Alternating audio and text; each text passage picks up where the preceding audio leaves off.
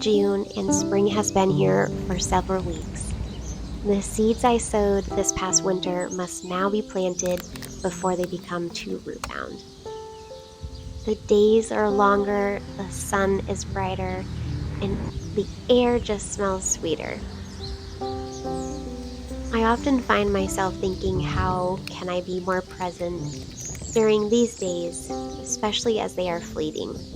Some of my fondest memories as a child were watching the wild lupins dance amongst our fields. Now I'm planting out all of my own lupin seedlings in a little patch along the side of the road that I'm calling Lupin Lane.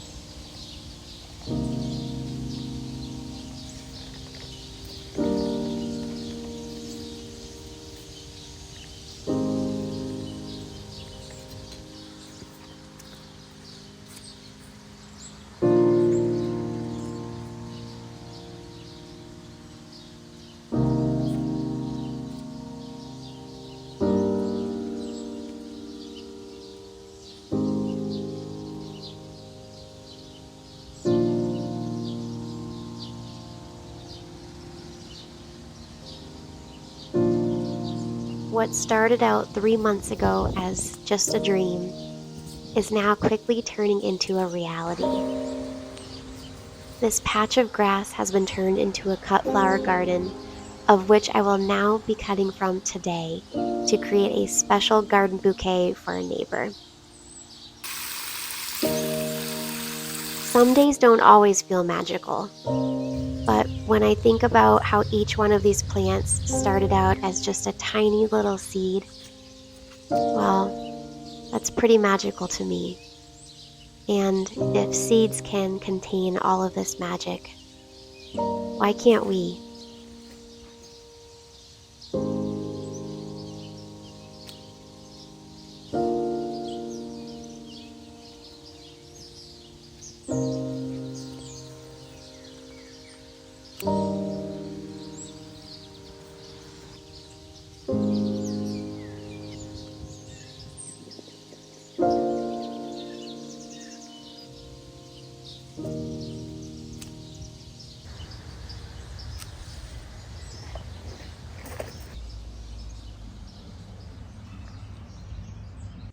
Today I'm harvesting a few lilacs and will show you what I do to prevent my lilacs from collapsing.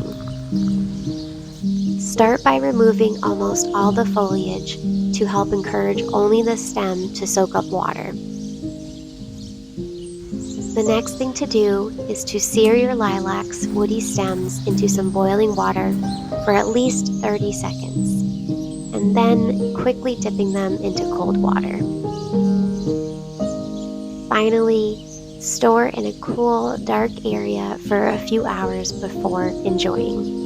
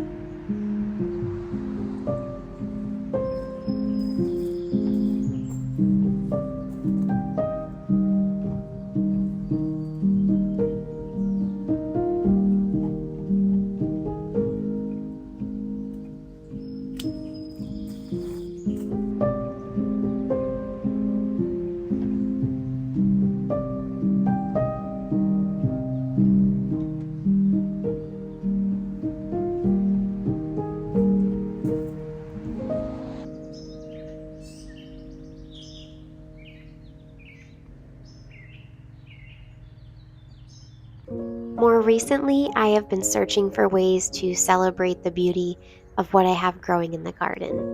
When I stumbled across this 18th century non toxic photography technique called an anthotype, or also known as a sunprint. This particular method uses only turmeric, rubbing alcohol, and borax. The final result makes a beautiful sepia tone print. Essentially, this chemical process creates a UV dye or a photosensitive dye.